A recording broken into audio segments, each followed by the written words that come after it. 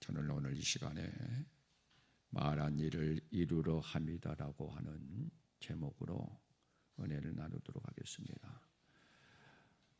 지난 주일날 첫 번째 시간으로 하나님께서 아브라함을 택하신 목적이 여호와의 도를 지켜 의와 공도를 행하게 하기 위함이다.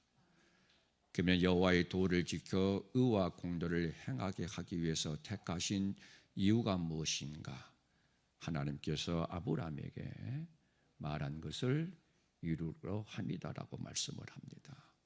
그러면 하나님께서 아브라함에게 말한 것을 이루려 함이다라고 하는 그 말한 것이 무엇인가라고 하면은 창세기 12장 2절부터 3절까지 기록되어 있는 말씀, 복의 근원이 되게 해주겠다, 축복의 통로가 되게 해주겠다라고 하는 그 약속의 말씀을 이루어 주겠다라고 말한 것이다라고 하는 것을 말씀을 드렸습니다. 그렇다면은 여호와의 도를 지켜 의와 공도를 행함으로 말미암아 아브라함이 받았던 복의 근원이 되고 축복의 통로가 된 것이 아브라함에게만 국한되어 있는 것인가? 그렇지 않다라고 갈라디아서 3장 9절의 말씀을 보면은 아브라함과 같은 믿음을 가지고 있는 믿음의 사람들은 아브라함과 같은 복을 받아 누릴 수 있다라고 말씀을 드렸습니다. 그러면 아브라함이 처음부터 여호와의 도를 지켜 의와 공도를 행함으로 말미암아 하나님께서 아브라함에게 약속하신 복의 근원, 축복의 통로를 이루는 축복의 삶을 살아갈 수 있었는가? 그렇지 아니했다라고 하는 겁니다. 지난 시간에도 말씀을 드린 것처럼 아브라함은 4번이나 하나님의 말씀에 불순종함으로 말미암아 하나님으로부터 죄를 범하는 그런 결과를 가져왔다라고 하는 겁니다. 그러나 40여 년이라고 하는 긴 세월 동안 신앙의 훈련을 통해서 로마서 4장 17절부터 21절까지 기록되어 있는 말씀처럼 아브라함이 믿는 하나님은 죽은 자를 살리신 하나님, 무에서 유를 창조하신 하나님, 바라볼 수 없는 중에 바라보게 하시는 소망의 하나님, 하나님께서 언약하신 말씀은 반드시 이루시는 하나님이다라고 하는 사실을 믿게 되어졌고, 그 40년이라고 하는 신앙의 훈련을 통해서 아브라함이 하나님에 대한 인식을 그렇게 죽은 자도 살리시고 무에서 유를 창조하시고 바라볼 수 없는 중에 바라보게 하시는 소망의 하나님이요 언약하신 말씀대로 이루시는 하나님이라고 하는 사실을 믿게 되었다라고 하는 겁니다. 그래서 여호와의 도를 지켜 의와 공도를 행함으로 말미암아 하나님께서 아브라함에게 약속하신 복의 근원, 축복의 통로의 삶을 살아갈 수 있었다. 그러면 첫 번째 신앙의 훈련이 무엇이었는가? 떠나라라고 하는 훈련을 했다라고 말씀을 드렸습니다. 창세기 12장 1절의 말씀을 보면은 아브라함에게 아브라함아 나는 본토 친척 아비집을 떠나라. 그러면 왜 하나님께서 아브라함에게 본토 친척 아비집을 떠나라고 말씀을 했는가? 여호수아 24장 2절의 말씀을 보니까 아브라함이 살고 있던 그 본토 그리고 친척들이 우상을 섬겼다라고 말씀을 합니다. 다시 말씀을 드리면은 우상을 섬겼다라고 하는 것은 이 세상이나 세상에 있는 것들을 하나님보다 더 사랑하는 삶, 이러한 삶이 우상을 섬기는 삶이다. 고로 이 세상이나 세상에 있는 것들을 하나님보다 더 사랑하는 사람들은 절대로 여호와의 도를 지켜 의와 공도를 행할 수 없기 때문에 하나님께서는 아브라함에게 너는 여호와의 도를 지켜 의와 공도를 행함으로 말미암아 복의 근원이 되고 축복의 통로가 되기 위해서는 세상에 있는 것이나 세상 것들을 하나님보다 더 사랑해서는 안 되니까 너는 본토 친척 아비집을 떠나라라고 말씀을 했다. 그리고 저와 여러분들도 여호와의 도를 지켜 의와 공도를 향해서 아브라함과 같은 복의 근원이 되고 축복의 통로가 되기 위해서는 철저하게 떠나는 훈련을 해야 된다라고 하는 겁니다. 내 마음속에 계속해서 이 세상이나 세상에 있는 것들을 사랑하고자 하는 마음, 즉 세속적인 신앙으로 내가 하나님을 향하는 그 믿음이 진정성이 있는 믿음이 되지 아니하고 겉으로는 믿는 척하고 입으로는 주여 주여 하면서 마음 중심에서는 하나님이 멀리 떠난 불신앙의 삶을 살아가는 자가 되지 않기 위해서 철저하게 기도와 말씀과 기도로 이 세상을 떠나는 훈련을 해야 된다라고 하는 겁니다. 자꾸 내 마음속에 세상을 향하고자 하는 그 마음이 들어오기도 할 때에는 하나님의 말씀과 기도로 이 마음을 쳐서 복종시키고 절제해야 된다. 그러므로 잠언서 4장 23절에 무릇 지킬 만한 것보다 더욱 마음을 지켜라. 생명의 근원이 이에서 남이니라. 그러므로 사랑하는 성도 여러분들도 기도와 말씀과 기도를 통해서 성이나 세속적인 신앙, 세상이나 세상에 있는 것들을 사랑하고자 하는 그런 마음이 들 때마다 계속해서 그 마음을 쳐서 복종시켜 절제할 수 있는 경건의 능력을 갖추는 자가 되어질 때만이 여호와의 도를 지켜 의와 공도를 행함으로 아브라함과 같은 축복을 받아 누리는 축복의 길로 인도함을 받을 수 있다라고 하는 사실을 지난 주일날 말씀을 드렸습니다. 오늘은 그 두 번째로 하나님께서는 아브라함을 향하여 여호와의 도를 지켜 의와 공도를 행함으로 말미암아 복의 근원 축복의 통로가 되기 위해서 어떠한 훈련을 시켰는가? 우리가 잘 알다시피 창세기 21장 10절의 말씀을 보면은 이렇게 말씀을 합니다. 그가 아브라함에게 이르되 이 여종과 그 아들을 내어 쫓으라.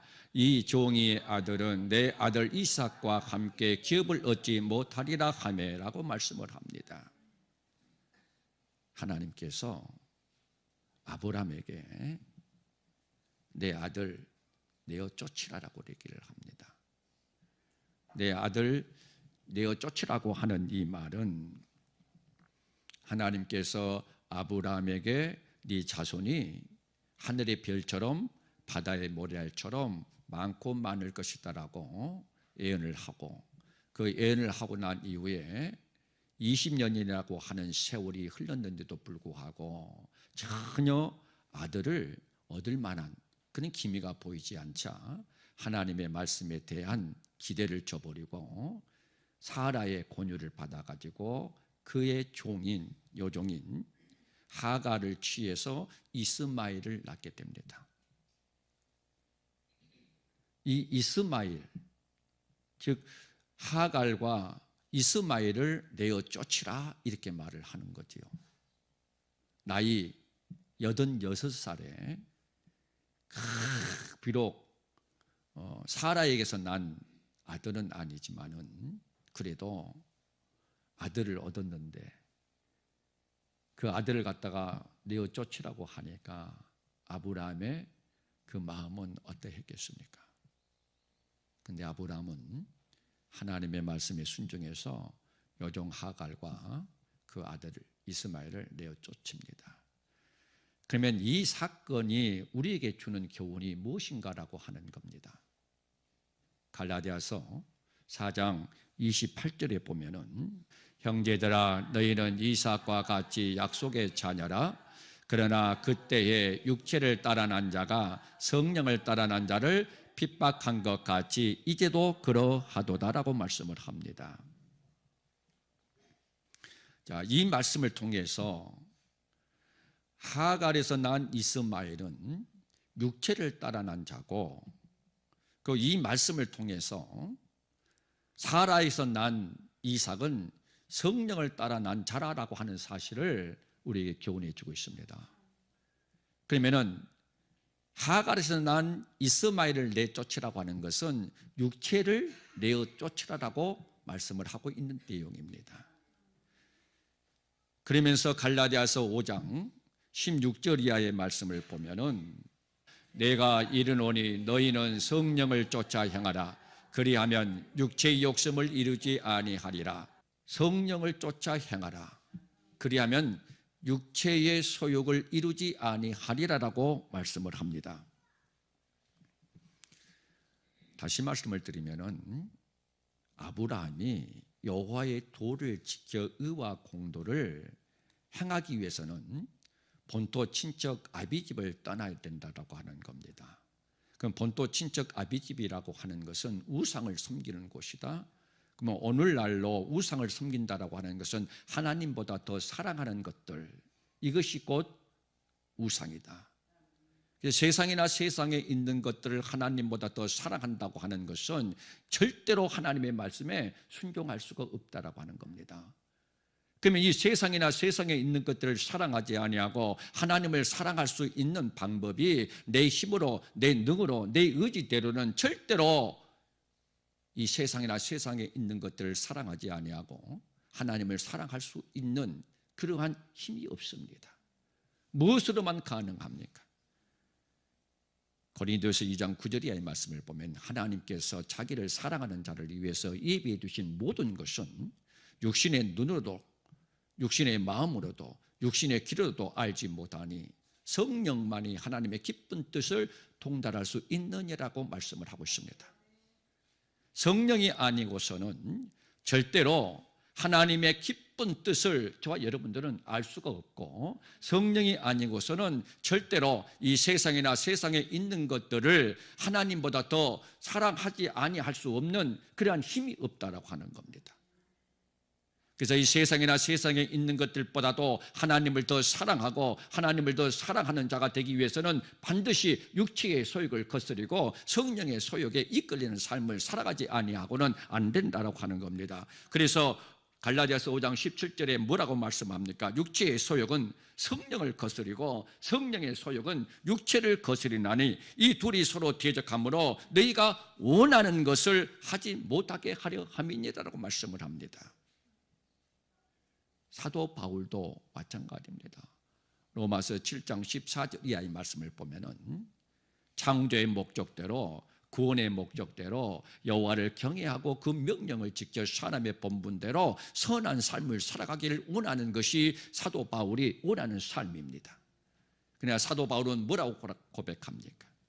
내가 원하는 여호와를 경외하고 그 명령을 지켜 사람의 본분대로 선한 삶을 살아가고 싶은 이 원하는 삶을 살지 못하고 도리어 원치 않는 바 악을 행하는 삶을 살아간다. 오라 나는 곤고한 자로다. 누가 이 사망의 몸에서 나를 건져내겠는가라고 말씀을 합니다.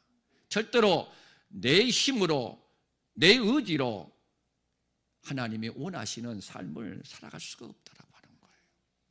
도리어 원치 않는 바 악한 삶을 살아갈 수밖에 없다. 그러므로 오호라 나는 곤고한 자로다. 누가 이 사망의 몸에서 나를 건져내겠는가? 라고 한탄하는 것을 우리는 볼 수가 있습니다. 사랑하는 성도 여러분, 여러분들도 지금까지 신앙생활을 해오면서 이러한 경험들을 많이 해봤으리라고 생각을 합니다. 하나님 앞에 나와서 하나님을 찬양하고 기도하고 말씀을 묵상할 때마다 내 마음속에 그래, 내가 이제는 죄와 사망의 법에 의해서 살아왔던 삶을 성령의 생명의 법에 의한 삶으로 바꾸어야 되겠다.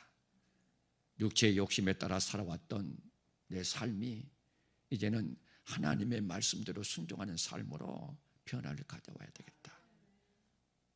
이방인의 뜻을 쫓아왔던 삶을 살았던 내가 이제는 하나님의 뜻을 쫓아 살아가는 삶으로 변화를 가져와야 되겠다라고 우리는 교회에 와서 하나님을 찬양하고 기도하고 말씀을 묵상할 때마다 수없이 이러한 마음의 다짐을 합니다. 그리고 또 세상을 향해서 나아가면은 언제 내가 그런 마음을 다짐을 했는가?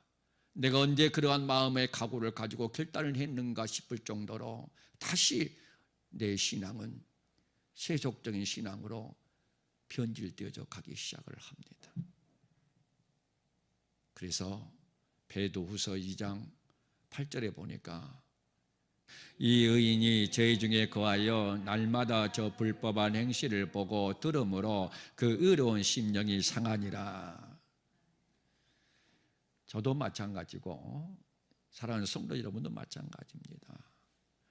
늘 우리가 주일날 교회에 와서 하나님의 말씀을 묵상하고 또 기도하면서 의로운 심령을 가지고 나아갑니다. 그런데 또 그 의로운 심령이 세상의 불법을 보고 불법한 행실을 들으면 우리 의로운 심령이 상해져 버린다라고 하는 거지요. 그래서 하나님은 아브라함에게 아브라함아, 네가 세상에 살면서도 네 심령이 의로운 심령으로 딱 변화되어져 가기 위해서 네 신앙이 세속적인 신앙으로 변질되어져 가지 않기 위해서는 성령을 따라 살아라.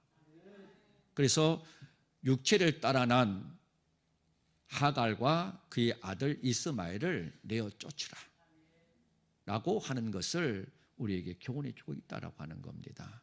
그래서 사랑하는 성도 여러분들도 저도 늘 교회에 와서 기도와 말씀과 기도를 통해서 성령 충만해서 육체의 소욕을 성령의 소욕으로 거스리는 그러한 믿음의 훈련을 해야 된다라고 하는 겁니다.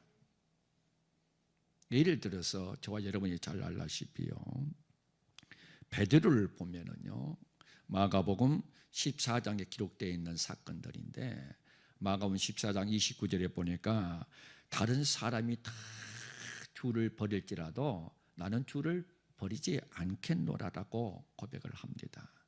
그리고 31절에서는요, 내가 주와 함께 죽을지언정 주를 부인하지 않겠습니다. 그런데 50절에 보니까 막 제자들이 다 주를 버리고 도망을 합니다. 베드로도 54절에 예수님을 멀찍이 쫓아갑니다. 그 68절에서는 베드로가 부인을 합니다. 71절에 저주하며 맹세하되 나는 이 사람을 알지 못한다라고 예수님을 부인합니다. 왜 그랬습니까? 예수님께서 감난산의 습관을 쫓아 기도하러 올라가시면서 그 베드로에게 너는 시험에 들지 않도록 깨어 기도하라고 말을 합니다. 그런데 그들은 마음은 온유로되 육신이 연약해서 주님께서 말씀하신 대로 기도하지를 못합니다. 기도하지 아니하니까 그 고난이 다가온다, 환난이 다가온다, 나에게 핍박이 다가올 것이다라고 하는 그런 환경 속에 내가 주와 함께 죽을지언정 주를 부인하지 않겠노라고 혼장담했던 이 베드로가 얼마나 비겁하고 연약하고 나약한 모습을 보입니까? 사랑하는 성도 여러분, 베드로만 그러겠습니까? 저도 마찬가지, 여러분도 마찬가지라고 생각을 합니다. 하나님의 말씀대로 순종하고 경건하게 살고자 할 때에 오는 그 고난이, 그 핍박이 우리가 감당할 수 없으니까 그 경건하게 살고자 하는, 순종하고자 하는 그 마음이 환경의 도식화가 되어버려서 내 믿음이 예수님을 부인할 수밖에 없는, 환경을 따라갈 수밖에 없는 그러한 연약하고 나약한 모습이 되지 않을 수가 없다라고 하는 겁니다.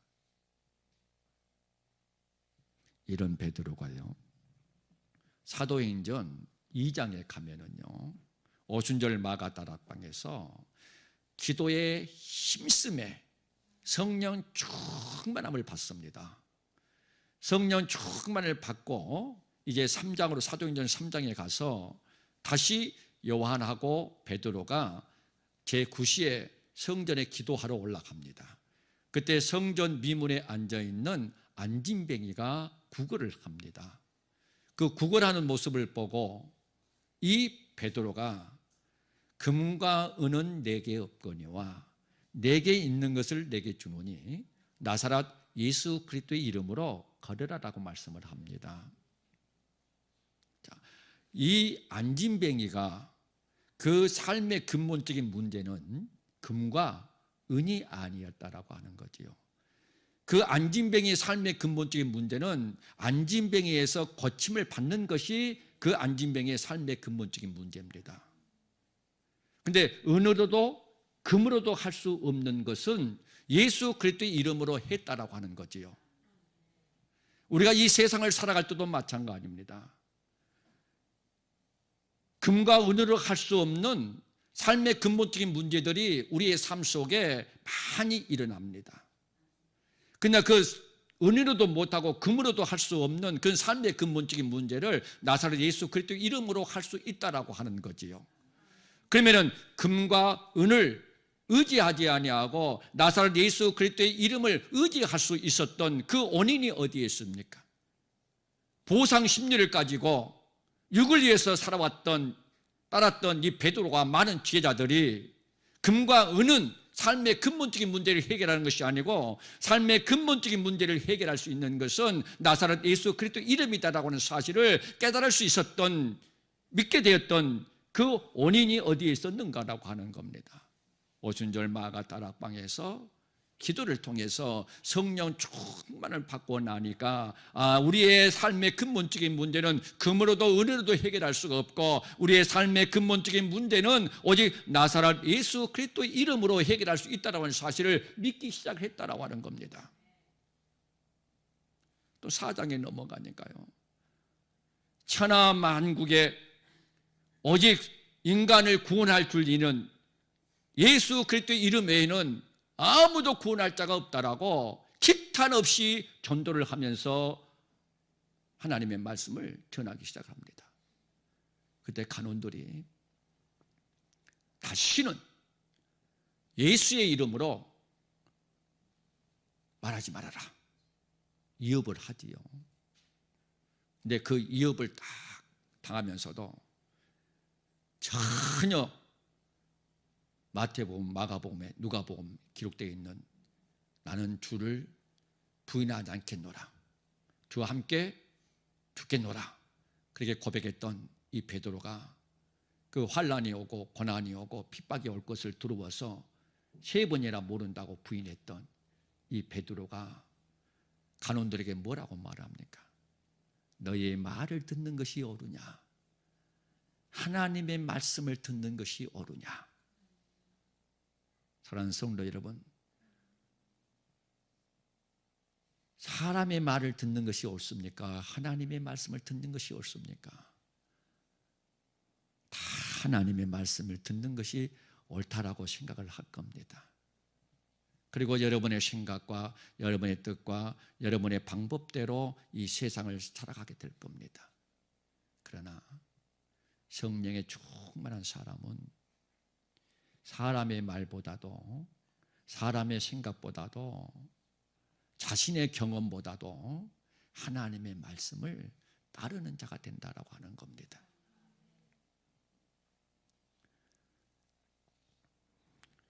사도행전 4장 31절을 한번 읽어보도록 하겠습니다.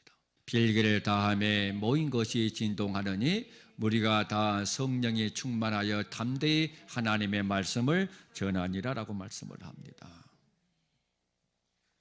그 간원들의 위협 앞에서도 피굴하지 아니하고, 우리가 가만히 한번 생각을 해보게 되면요, 그 예수님께서 잡혀가기 전에 그 천한 계집종 앞에서 부인을 했던 이 베드로입니다. 그리고 간원들 앞에서 부인하지 않았던 베드로입니다. 뿐만 아니라 요한복음 13장 36절의 말씀을 보면은요, 시몬 베드로가 가려되 주여 어디로 가시나이까? 예수께서 대답하시되 나의 가는 곳에 내가 지금은 따라올 수 없으나 후에는 따라오리라라고 말씀을 합니다.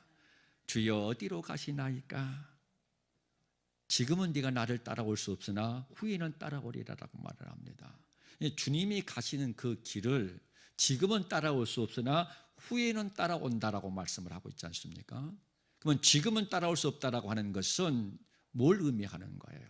성령 충만함 받지 않은 지금은 따라올 수 없다는 거예요.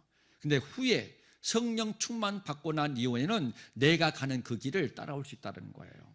그러면 주님이 가신 그 길이 무슨 길이에요? 십자가의 고난의 길이라고 하는 겁니다.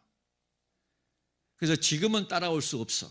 그 십자가의 고난의 길을 성령 받지 않았을 때는, 그냥 네가 성령 충만히 받고 난 후에는 이 고난의 십자가의 길을 따라올 수 있다라고 하는 겁니다.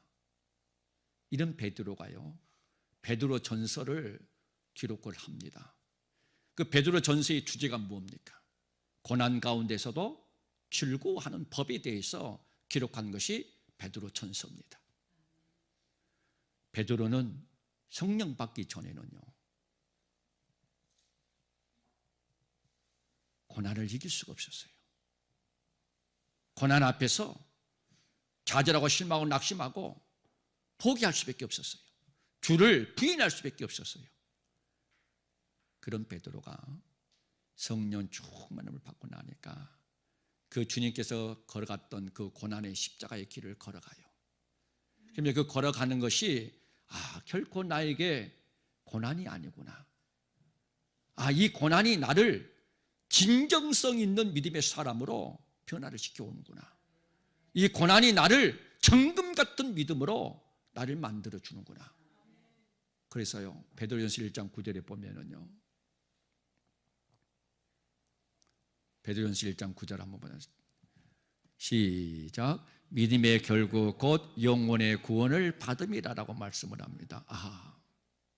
내가 예수를 믿음으로 말미암아 죄에서 구원을 받아 의로운 자가 되었어요.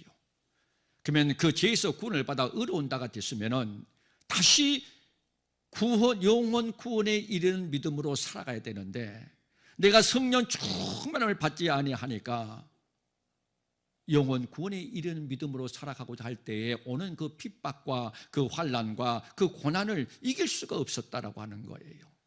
그런데 성령 충만을 받고 나니까 지금은 따라올 수 없는 이 십자가의 고난의 길을 후에는 따라올 수 있다라고 말씀하신 그 예수님의 말씀처럼 그 십자가의 고난의 길을 갑니다. 그리고 결국은 어떻게 합니까? 나는 주님처럼 십자가에 못 박아 돌아갈 수 있는 그러한 자격이 없는 자라. 그래서 베드로는 십자가에 거꾸로 매어 달려서 순교를 당하지 않습니까? 그 동기가 어디에 있습니까? 그렇게 연약하고 나약했던 베드로가 예수님처럼 십자가에 못 박아 돌아갈 수가 없기에 나는 십자가에 거꾸로 못 박아 돌아 순교를 당했다라고 하는 거지요. 그 동기가 뭐예요? 그 원인이 어디에 있어요? 그런 전환점이 무엇이었습니까? 성령 충만함이었기 때문이라고 하는 겁니다. 저와 여러분들이 아무리 교회에 오래 다녔다 할지라도, 내가 아무리 하나님을 오랫동안 섬겼다 할지라도 성령 충만함 받지 아니하면은 절대로 하나님의 말씀에 순종할 수 있는 힘이 없습니다.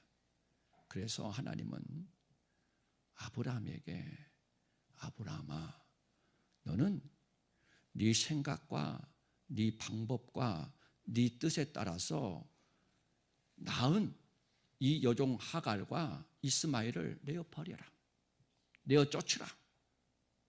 그리고 성령의 소욕에 이끌려서 성령을 따라 하나님을 섬겨라. 그래야만이 네가 여호와의 도를 지켜 의와 공도를 행하고, 여호와의 도를 지켜 의와 공도를 행할 때에 내가 너에게 약속한 말한 것을 이루어 주겠다라고 하는 거예요. 내가 너를 복의 근원이 되게 하고 축복의 통로가 되게 해 주겠다라고 하는 거예요. 그래서 베드로는 내쫓았어요. 다시 말씀을 드리면은 다 육체의 소욕에 이끌리는 이 삶을 성령의 소욕에 이끌리는 삶으로 변화시키기 위해서 다 훈련을 했다라고 하는 거예요. 세상이나 세상에 있는 것들을 하나님보다 더 사랑하고자 하는 그 마음을 다 기도와 말씀과 기도로 쳐서 복종시켜 철저했다라고 하는 거예요. 내 힘으로 내 능으로는 절대로 여호와의 도를 지켜 의와 공도를 행함으로 말미암아 복의 근원이 되고 축복의 통로가 될 수 없다는 사실을 이 베드로도 깨닫고 다 신앙의 훈련을 통해서 경건에 이르는 연습을 통해서 세상이나 세상에 있는 것들을 사랑하고자 하는 그 마음을 쳐서 복종시켜 철저해야 된다고 하는 겁니다. 그렇지 아니하면은 우리의 의로운 심령은 교회에서만 끝나고 맙니다. 오늘 이 시간에 저와 여러분들이 그래, 하나님의 말씀을 들으면서 어떤 분은 아멘하고 어떤 분은 고개 끈덕끈덕거리고 그래, 나도 저렇게 한번 하나님의 말씀에 순종해야 되겠다, 저렇게 신앙생활을 해야 되겠다라고 이렇게 마음에 다짐을 하고 결심을 한다 할지라도 끊임없이 성전 중심, 기도 중심, 말씀 중심으로 신앙생활을 하지 아니하고 한다면은 절대로 저와 여러분들은 세상을 이기고 하나님의 말씀에 순종할 수 있는 힘이 없다라고 하는 겁니다. 그래서 하나님은 아브라함에게, 아브라함아, 너는 육체의 소욕에 이끌려서 살아가는 삶을 내어 쫓고 성령의 소욕에 이끌리는 삶으로 살아가야만이 여호와의 도를 지켜 의와 공도를 행해서 복의 근원이 되고 축복의 통로가 될 수 있다라고 말씀하신 거예요. 사랑하는 성도 여러분, 이 복이 아브라함에게만 국한된 복이 아니에요. 갈라디아서 3장 9절입니다. 그러므로 믿음으로 말미암은 자는 믿음이 있는 아브라함과 함께 복을 받느니라. 14절. 이는 그리스도 예수 안에서 아브라함의 복이 이방인에게 미치게 하고라고 말씀을 합니다. 아브라함과 같은 믿음을 가지고 있는 이방인이 저와 여러분에게도 아브라함과 같은 복이 임한다라고 하는 겁니다. 그래서 꼭 저 여러분들은 기왕에 하나님을 섬길 바에 아브라함과 같은 복을 받아 누리는 자가 되어야 되지 않겠습니까? 그러기 위해서는 철저하게 신앙의 훈련을 해야 됩니다. 내 마음속에 자꾸 세상이나 세상에 있는 것들을 하나님보다 더 사랑하고자 하는 마음, 즉 세속적인 신앙이 들어가지 않도록 더 내 마음을 쳐서 복종시킬 수 있는 그러한 믿음을 가져야 되고, 그리고 이 믿음을 갖기 위해서는 성령의 도우심이 아니고는 절대로 안 된다고 하는 겁니다. 예를 들어서 에베소 6장 12절의 말씀을 보면은 악한 마귀의 계계를 물리치기 위해서 전신갑주를 입으라고 말씀을 합니다. 근데 그 전신갑주를 몇 가지로 요소 말씀합니까? 6가지로 말씀합니까? 진리의 허리띠를 띠고 의의 훈배를 입고 평안의 복음, 믿음의 방패, 구원의 투구, 성령의 검, 곧 하나님의 말씀. 이 6가지 요소가 악한 원수 마귀의 계계를 물리칠 수 있다고 하는 거예요.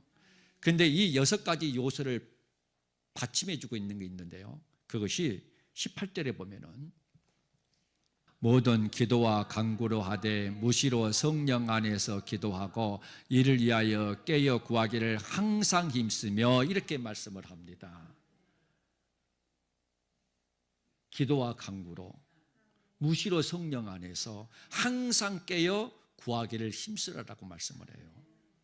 진리의 허리띠를 띠고 의의 훈배를 입히고 평안의 복음, 믿음의 방패, 구원의 투구, 성령의 검, 곧 하나님의 말씀을 가지고 있다 할지라도 저와 여러분들이 기도하지 아니하면은요 절대로 이 6가지를 행할 수 있는 힘이 없다라고 하는 거예요.